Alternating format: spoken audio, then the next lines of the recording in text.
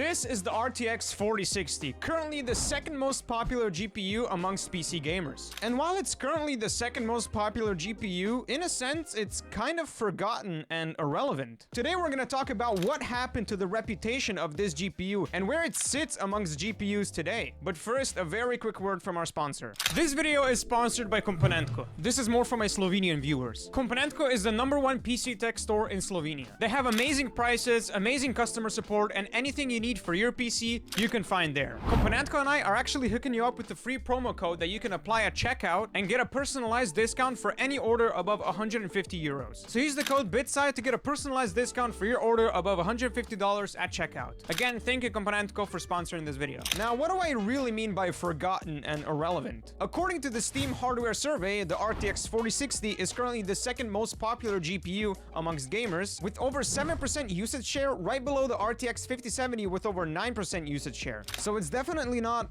irrelevant. What I mean by forgotten and irrelevant is that the overall discussion of this GPU has completely disappeared. And there used to be a lot of it. You see, the RTX 4060 had one of the most controversial GPU launches in recent years. With the MSRP of $300 and 330 euros in Europe, the GPU felt extremely underwhelming for that price point. And the consumer market was not happy at all. When a new GPU generation is launched, it's heavily compared to the previous one, just so we can see how much they actually improved. Naturally, people compared the RTX 3060 to the RTX 4060 to better understand the situation. The RTX 3060 launched with an MSRP of $330, and for what it offered at that price point, the consumer market was very satisfied. Most notably, it came with a 12GB VRAM variant along with a standard 8GB variant. It also featured 360GB of memory bandwidth and a 192-bit memory bus, which made it a solid option even for some productivity workloads. Because people were so satisfied with this GPU, it quickly became the most popular GPU amongst gamers.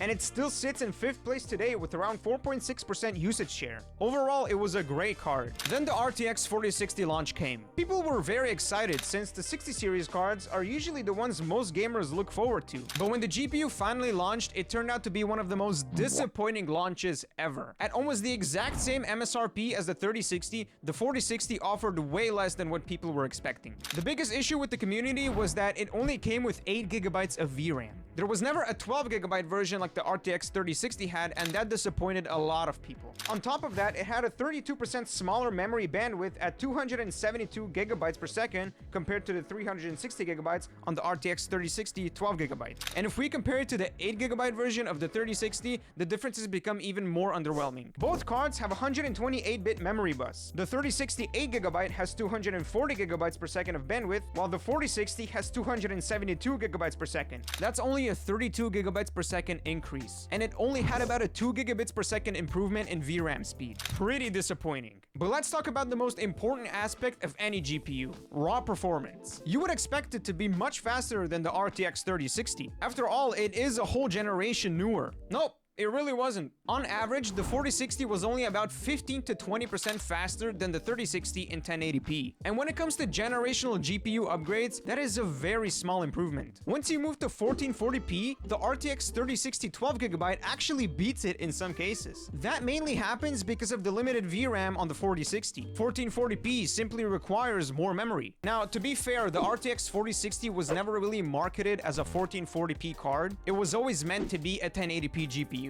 But even in 1080p, the improvements felt underwhelming for what it could have been. But if it was so disappointing, why did the 4060 become the most popular GPU at one point, and why is it still in second place today? While it was a relatively affordable GPU, there is one huge reason behind its popularity. The RTX 4060 was produced in very large volumes because it was targeted at mainstream markets. And if there's one thing that loves low-powered GPUs, it's the pre-built companies. Pre-built manufacturers use the RTX 4060 in huge amounts of systems, especially in the budget builds from like $700 to $900. Since a large portion of PC gamers use budget systems, it's no surprise that many people bought a pre-built PC with an RTX 4060 instead of buying the GPU separately and building the system themselves. The price was just not worth it with the control you had by building your own system. Laptop manufacturers also used the mobile version of this GPU extensively, which further increased the popularity. So it's no surprise that many gamers bought systems with this GPU for one main reason: reliable 1080p gaming. Even though the community heavily criticized this GPU at launch,